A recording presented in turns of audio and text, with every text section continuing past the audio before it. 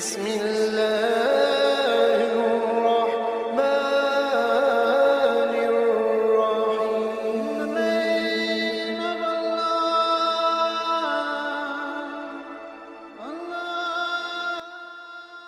بسم اللہ الرحمن الرحیم.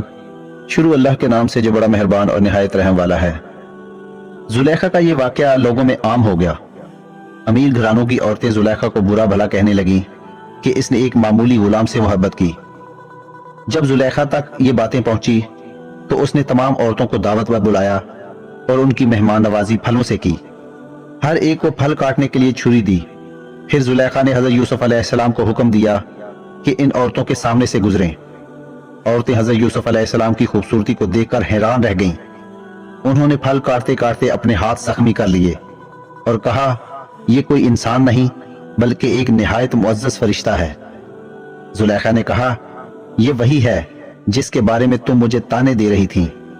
ساتھ ہی زلیخا نے یہ بھی کہا کہ اگر اس نے میری بات نہ مانی تو میں اسے جیل میں ڈلوا دوں گی. حضرت یوسف علیہ السلام نے اللہ تعالیٰ سے دعا کی کہ مجھے برائی کی بجائے قید میں رہنا زیادہ پسند ہے. اللہ تعالیٰ نے حضرت یوسف علیہ السلام کی دعا سن لی اور عورتوں کے فریب سے انہیں بچا لیا. عزیز مصر نے عورتوں کا حال دیکھ کر یہی طے کیا کہ یوسف علیہ السلام کو کچھ عرصہ کے لیے جیل بھیج دیا جائے. حضرت یوسف علیہ السلام کے ساتھ دو نوجوان بھی جیل میں داخل کیے گئے. یہ دونوں مصر کے بادشاہ کے خادم تھے. ان میں سے ایک بادشاہ کو شراب پلانے والا تھا اور دوسرا روٹی پکانے والا. ان دونوں پر بادشاہ کو زہر دینے کا الزام تھا. بادشاہ کو شراب پلانے والے نے خواب دیکھا کہ بادشاہ کے لیے شراب بنا رہا ہے، جبکہ دوسرے نے خواب دیکھا کہ بادشاہ کے لیے روٹیاں پکا کر سر پر رکھے ہوئے ہے اور پرندے اس کے سر پر سے نوچ رہے ہیں. دونوں نے حضرت یوسف علیہ السلام کو اپنے خواب سنائے اور ان کی تعبیر پوچھی. حضرت یوسف علیہ السلام نے دیکھا کہ دونوں نوجوان توجہ سے ان کی بات سن رہے ہیں تو انہوں نے ان نوجوانوں کو تسلی دی کہ میں جلد تمہیں تمہارے خوابوں کی تعبیر بتاتا ہوں.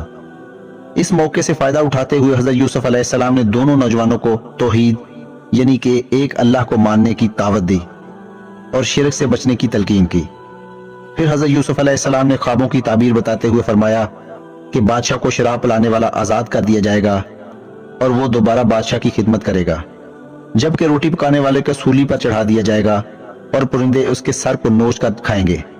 حضرت یوسف علیہ السلام نے بادشاہ کو شراب پلانے والے سے فرمایا کہ وہ ان کا ذکر اپنے بادشاہ سے کرے، لیکن وہ حضرت یوسف علیہ السلام کا ذکر بادشاہ سے کرنا بھول گیا.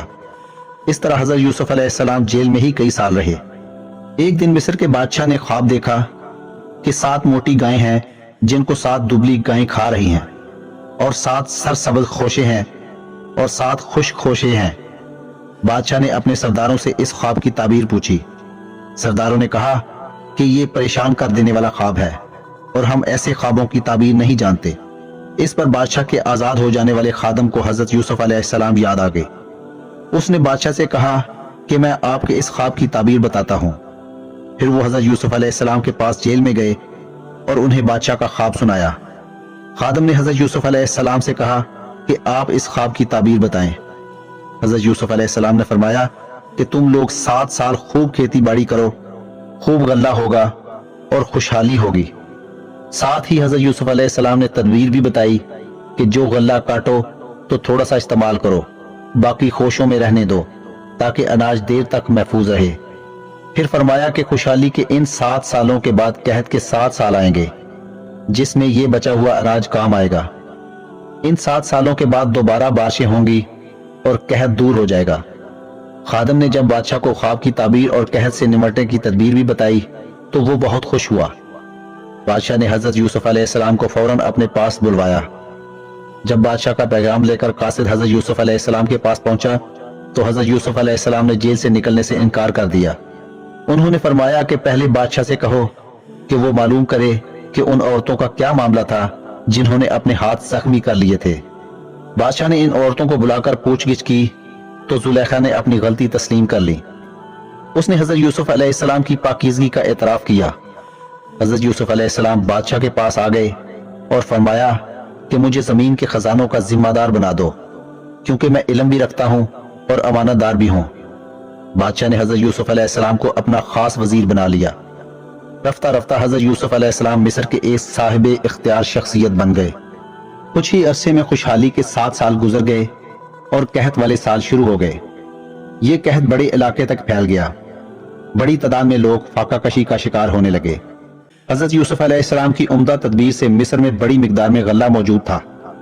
جلد ہی نہ صرف مصر بلکہ دور دراز علاقوں تک حضرت یوسف علیہ السلام کی رحم دلی اور سستی قیمت میں غلہ دینے کی شہرت ہو گئی۔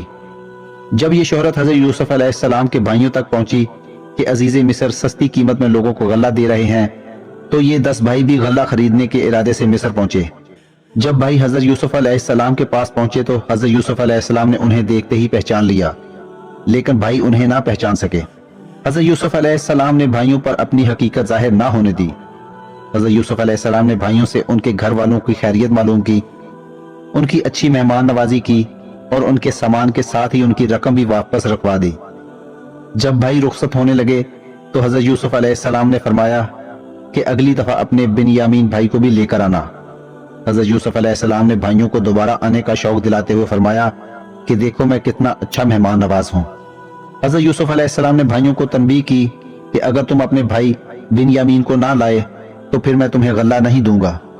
بھائی جب گھر واپس پہنچے تو اپنے والد حضرت یعقوب علیہ السلام سے کہنے لگے کہ اگر بنیامین کو ساتھ لے کر نہیں گئے تو ہمیں غلہ نہیں دیا جائے گا۔ جب انہوں نے اپنا سامان کھولا تو اپنی رقم کو موجود پایا۔ وہ پکار اٹھے، ابا جان دیکھیں، ہماری رقم بھی ہمیں واپس کر دی گئی ہے۔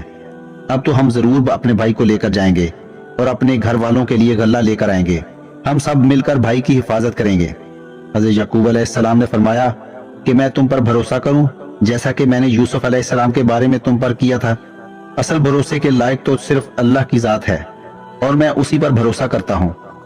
تم سب مجھ سے وعدہ کرو کہ تم بنیامین کو میرے پاس ضرور واپس لاؤ گے، سوائے اس کے کہ اللہ کچھ اور معاملہ فرما دے۔